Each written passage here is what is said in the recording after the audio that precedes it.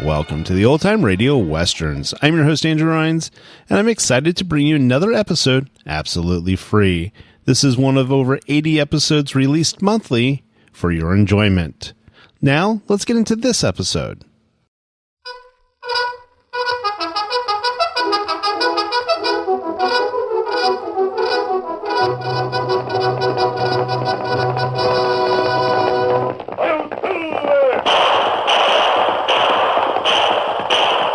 Fiery horse with the speed of light, a cloud of dust, and a hearty hi-yo silver, the Lone Ranger.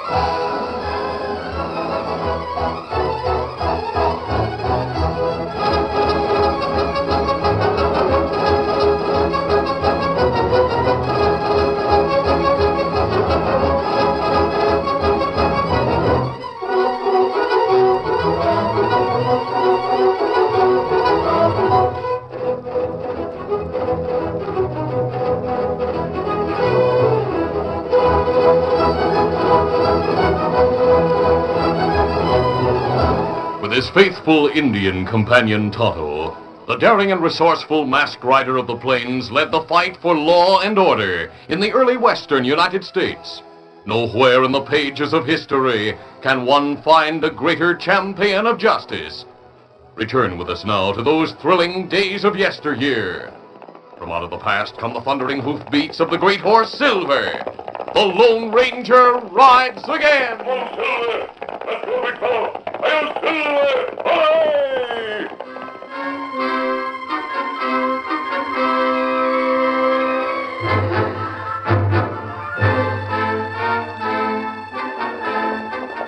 As the Lone Ranger and Tonto started through the pass, they heard a shouted command from the top of the ridge. But the masked man and the Indian kept their mounts close to the wall of the canyon and raced on. The men on the ridge opened fire. There was no moon, and the light from the stars was too faint for accurate shooting. The Lone Ranger and Tonto reached the open country beyond the pass in safety. There they saw a band of horsemen urging their mounts down from the high ground, riding hard in pursuit. But Silver and Scout soon outdistanced the cowponies, and the Lone Ranger and Tonto swung toward the wooded hills at the north end of the valley, where the thick forest growth promised plenty of concealment for their camp. They picked a spot near a spring in a box canyon. Easy, steady, big fella. Easy, fella. Sunset Valley, Tonto. We're here at last. There's water. Come on, Silver. Here, Scout. We'll have drink. Plenty long ride. But we have a month before the election. All the time we need to look around. You think a cattleman shoot at us from Ridge? Well, the Padre told us they'd set a guard to keep any more homesteaders out of the valley. Well, we not look like homesteaders. They're probably stopping everyone. And Padre say it's Ben Chalmers at Bar X and Chick Thompson at Lazy T who make most trouble between ranchers and homesteaders. They're the men who are backing Red Gordon for sheriff. Gordon have bad name in Texas. We must do our best to defeat him. Tom Wilson, good sheriff. Yes, a man who believes in equal justice for everyone, whether he's a farmer or a rancher. Wilson deserves to be reelected. You show Wilson a letter from Padre? No, not right away. Our first job is to size up the situation. Kimasabi. Yes? Maybe it's good idea me try get job at Bar X or Lazy T. An excellent idea, Tonto. You might try it the first thing in the morning.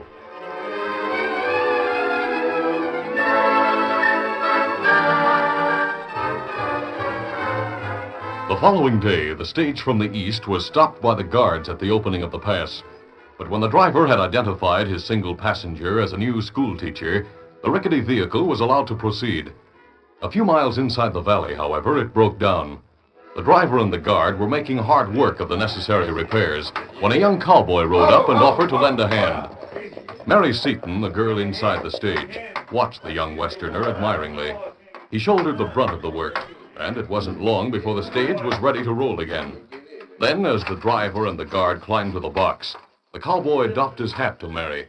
Howdy, miss. How do you do? If you don't mind, I've hitched my cayuse to the back of the stage. I'd like to ride with you away. Well, I'd be pleased to have your company. Oh, that's fine. Let her ramble, boys. Here! The driver tells me you're the new school teacher. I didn't realize they planned to make a change. I'm not going to teach in Claiborne. I'm heading for Seatonville. Oh? You like Sunset Valley? Of course. It's beautiful. I've always thought so. Especially this time of year. Especially where it hasn't been spoiled. Spoiled? I'd better not speak my mind to you.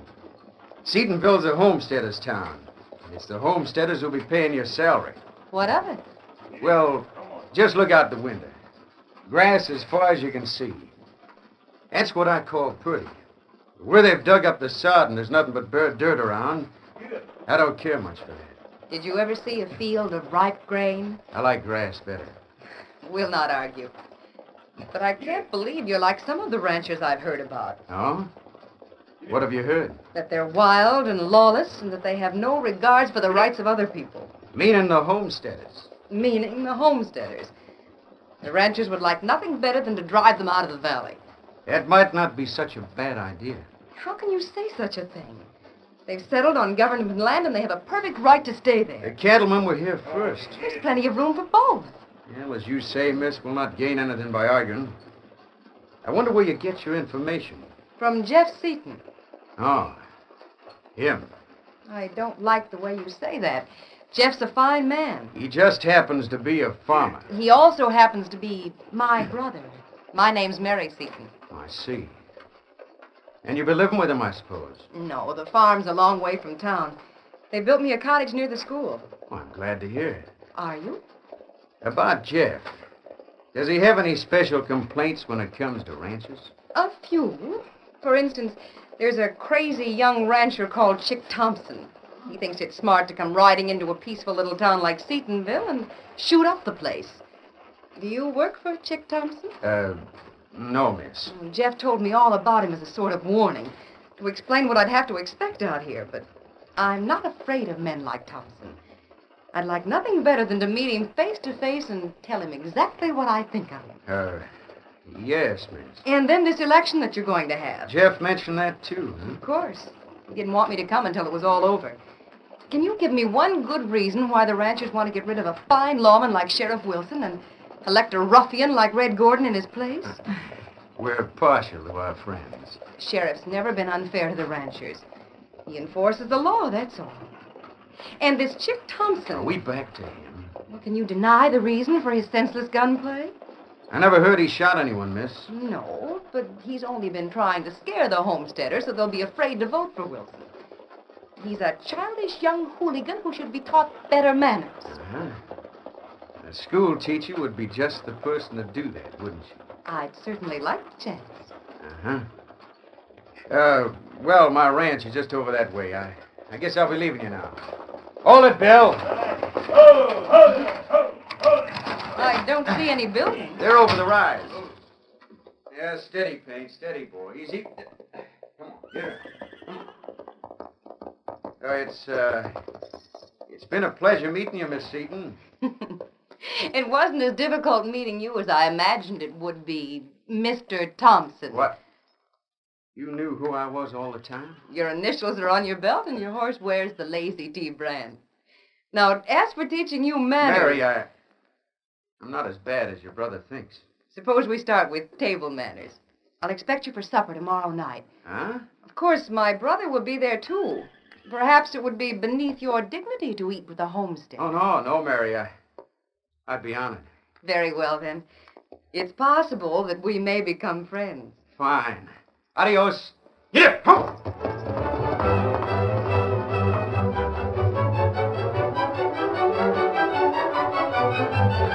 That same day, Tonto was able to get a job as a cook at the Ben Chalmers Bar X Ranch, where Red Gordon made his headquarters. And during the next 2 weeks, he kept the Lone Ranger informed of everything that went on there. One evening, Ben and Red were finishing supper when Chick Thompson walked in. Oh, that's Chick. Howdy, Chick. Sit down and have some grub. Oh, I've already eaten. All right, Injun. Just clear off the table, leave the coffee pot. You do it. You look as if you'd lost your last friend, Chick. There's nothing wrong with me. What's so funny? You are. You and that school teacher in Seatonville. What about her? Chick, the whole county knows about it. She asked you to supper, and her brother refused to sit at the same table with you. So you had to leave. I've seen Mary since then. Sure. You ride over every night and sit on the front steps. But sometime her brother will find you there, and you'll have to shoot it out with him. Mary has a right to her own friends. Jeff doesn't seem to think so. He may change his mind about me. I doubt it. If you change your mind about homesteaders in general... I'd rather not talk about it. I don't like that, Chick. Well, that's too bad. I'll be on my way. Now, wait a minute.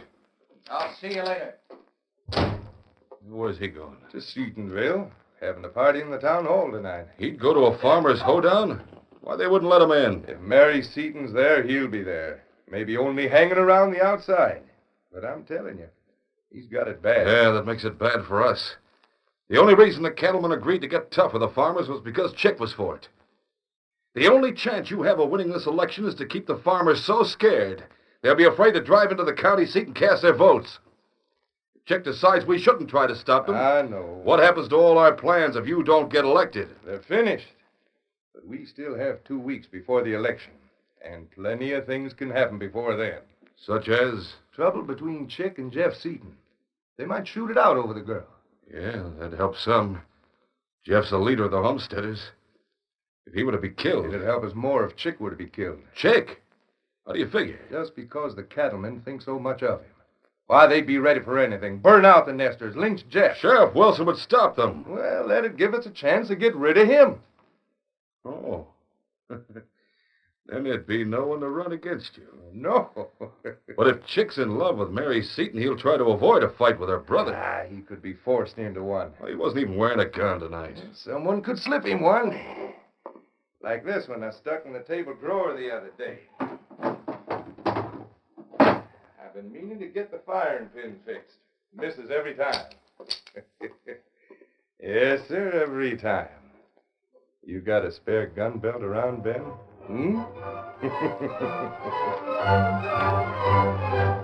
Shortly after Ben and Red left the ranch house, Tonto saddled Scout and rode to the Lone Ranger's camp. From the kitchen, he had listened to all of Ben and Red's conversation, and now he repeated it to the masked man. So Ben and Red are trying to arrange a murder. Them ride to Seatonville. You tell Sheriff? That would mean riding all the way to the county seat. There might not be time. You go to Seatonville yourself? Yes, Tonto. Yes, Silver. You want me ride with you? No, Kimosabe. We can't take any chance on your being seen with me. The information you're getting at the Bar X is too valuable. Easy, steady, Silver. We know now that half a dozen of Red's old border cronies are camped in the hills. That Red means to deputize them if he's elected sheriff. He and Ben mean to start large-scale rustling operations under cover of the law. Easy, steady. Come on. You manage to learn exactly what they plan. And sooner or later, you'll find some way to prove they're crooks. No, we can't take any chance of your being seen with me. I'll ride to Seatonville alone. Easy, steady, big fella. Adios, Tonto. Adios. One, Silver!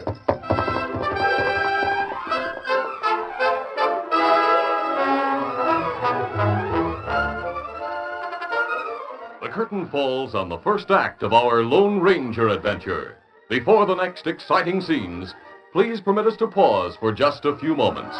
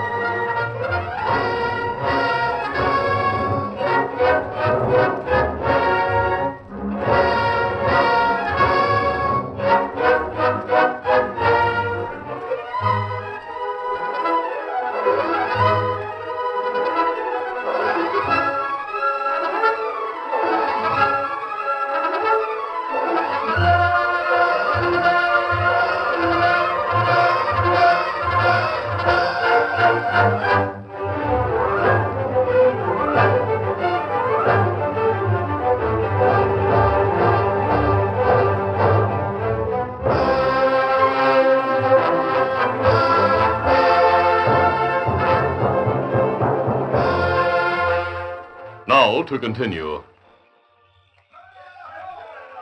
As the farmers and their wives danced in the town hall, Chick and Mary talked near the corral at the edge of Seatonville. Why not, Mary? Why shouldn't we ride across the hills to the mission and get married? I've told you why. Because I owe a great deal to Jeff. He practically raised me and sent me east to school, and what's more, he's justified in feeling about you the way he does. He's been wild and thoughtless and selfish. Well, I promised to change. I think you have changed. It'll only take a little time to convince Jeff that you're different, and then everything will be all right. I wonder about that. He said things to me 2 weeks ago that I wouldn't have taken from any other man.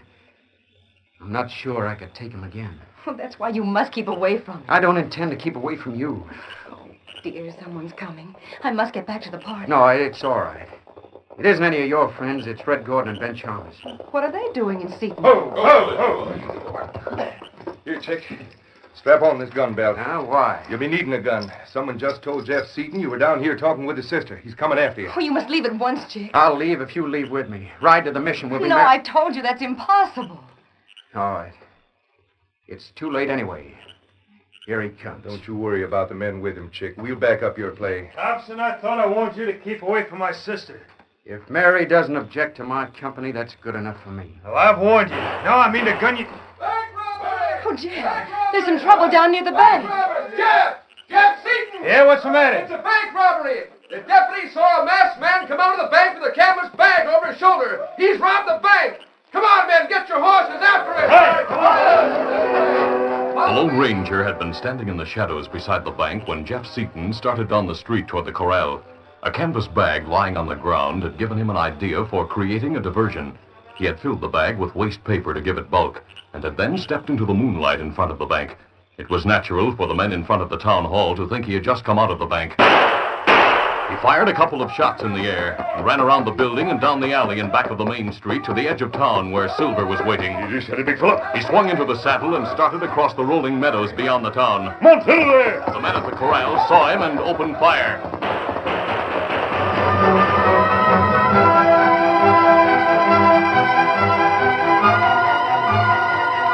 Tonto was still awake when Red and Ben Chalmers returned to the Bar X ranch house, and he heard them stomp into the kitchen. Yeah, shall I get the Indian up? Oh, any coffee in the pot? Yeah. He's kept the stove going warm. That's all I want. All a wild goose chase. It's just like a lot of farmers.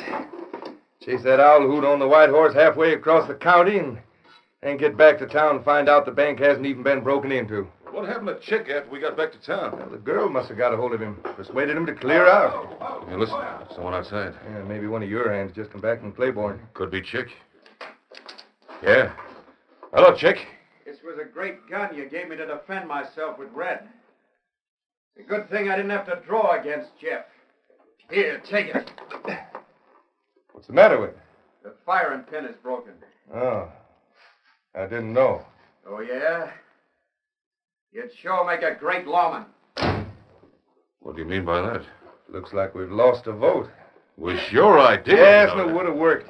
I could have talked him into a fight at that bungling owl who hadn't queered the deal. If Chick comes out for Wilson, we're sunk. We'll have to get rid of him. How? Dry gulch him? Wait a minute.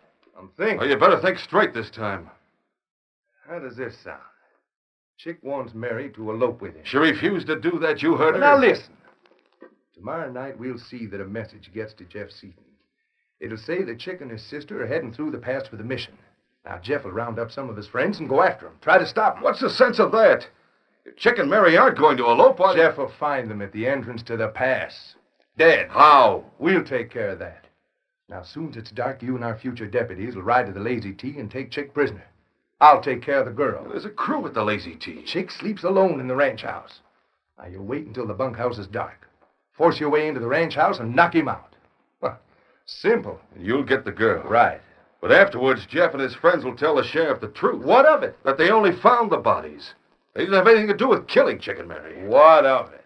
Maybe the sheriff will believe him, but the rest of the county? Oh, no. No one else will believe such a story. And if the sheriff doesn't arrest Jeff Seaton... He can't without any evidence. If he doesn't, he'll lose the election. Tomorrow night, Ben. It's all set.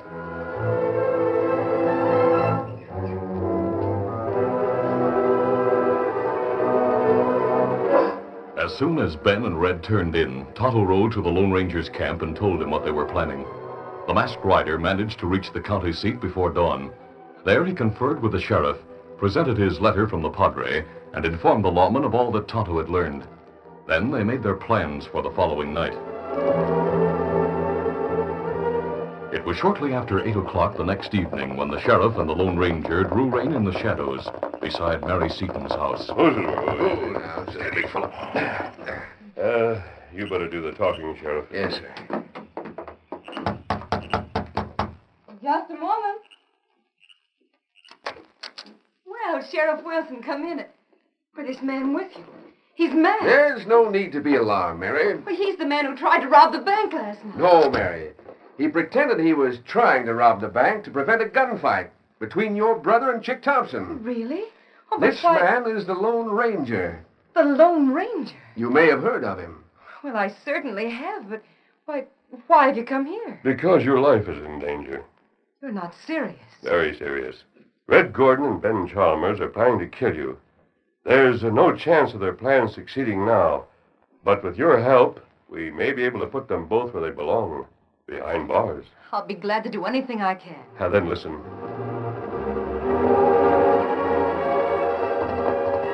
Oscar, over there. Easy, Scout. Easy. At just about the same time, Tonto dismounted in front of the Lazy T ranch house, climbed the steps, and knocked at the door. Chick Thompson opened it. How? Oh, hello. You're the engine who works for Ben Chalmers, aren't you? It better you not stay in ranch house tonight. You come to bunkhouse with me, and me tell you, all your men, what Chalmers, Red Gordon plan to do.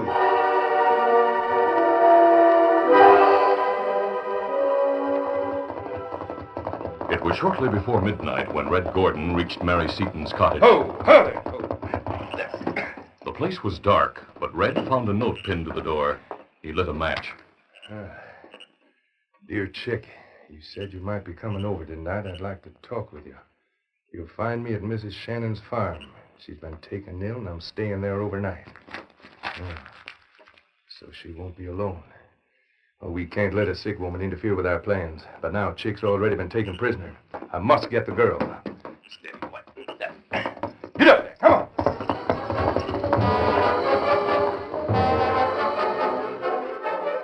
Mary and Mrs. Shannon were sitting in the parlor of the old woman's farmhouse. Listen, I heard. It's Red Gordon, no doubt. I'll let him in. Now, don't you move from your seat. All right. Don't try to break the door down. Hello, Mrs. Shannon. Hello. What do you want? Mary Seaton's here, isn't she? She is. Well, I'm glad to see you looking so well. I must take Mary with me. I don't think she has any intention of leaving tonight. But I'll let you talk to her. Come in. Thanks. Red Gordon, Mary. He says you must leave with him. Leave? Where? I'm staying the night with Mrs. Shannon. I have bad news. Chick Thompson's had an accident. He's asking for you. This is no time of night for a young girl to be riding the trails alone. I'll be with her, Mrs. Shannon. It's worse than being alone. Now, you keep out of this. Mrs. Shannon's right. I'll wait until morning before I start. Then you'll never see Chick alive. Mr. Gordon, I don't believe you. What? I know exactly what you're up to. You mean to kill me. Now, what gave you that idea? It was an Indian who gave her the idea. He heard you and Ben Chalmers talking. And you put stock in what an Indian says? Yes, I do. And I have no intention of leaving here with you. She'll leave over my dead body. Well, that can be arranged, Mrs. Shannon. Oh, so now it's to be wholesale murder. Just what the Indians say. You plan to take both me and Chick prisoner tonight. You meant to kill us. Yeah, and my plans haven't changed any. Who's that? How should we know? Ben, what are you doing here? I went to Mary's place. Found a note all crumpled up in the porch. I figured you came here after her. But you're supposed to meet me at the pass. Listen, I was lucky to get away. Someone must have tipped Chick off. Yeah, that Indian. The bunkhouse was dark. We broke into the ranch house, and Chick's whole crew were waiting for us inside. All your men are either captured or dead. And those who are still alive will be talking their heads off to save their necks. We got to make tracks for the border. Well, I'm with you. But I'm going to finish at least part of the job. Forget the girl. Not a chance. One bullet. No! I'll get his gun, Sheriff. That was good shooting, mister. I'll take your gun, Chalmers. Sheriff Wilson. And that isn't all, Mr. Chalmers. Here's Jeff Seaton. He and the sheriff and the masked man were out in the kitchen with the door partly open. You and Red have been covered from the moment you stepped into this house. May I have something to bandage Red's arm, Mrs. Shannon? Sure, now, I have everything waiting on this shelf. Though I must say, I was hoping the wound would be a little more serious. Well, here's someone else. Who? Chick and his crew and Tonto. Glory be. The door's open, men. Come in. Mary, are you all right? Of course. I was never in any danger. I hear you've captured some of Red's border ruffians, Chick. Oh, yeah, Sheriff. We left him with your deputy at Cold Springs. He'll be charged with attempted murder, along with Ben and Red. You will not need me any longer, Sheriff. No, sir. We'll have the whole mangy lot in jail before morning. But before I leave, I'd like a word with you, Jeff. About what, sir? About the strength of character it takes for a man to admit he's wrong.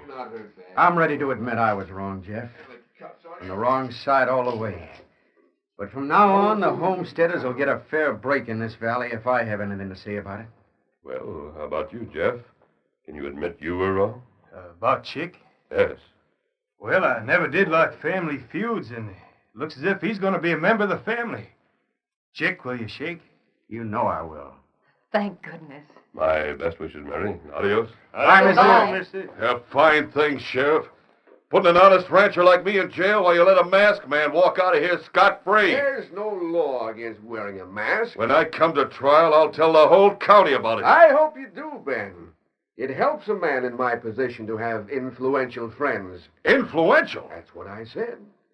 And when you start talking, just be sure and get his name right. He's the Lone Ranger.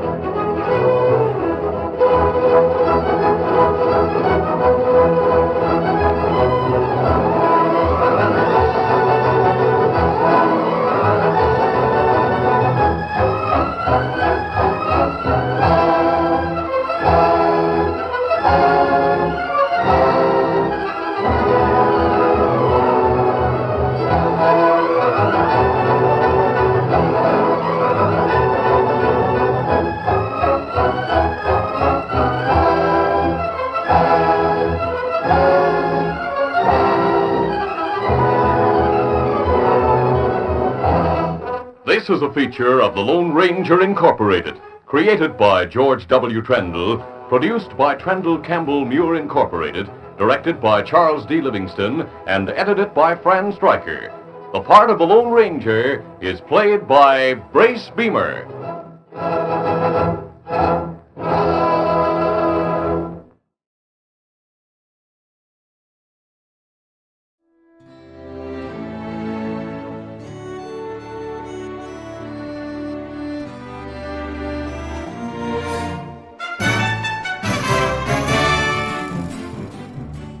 This has been a presentation of OTRWesterns.com, and we hope you enjoyed.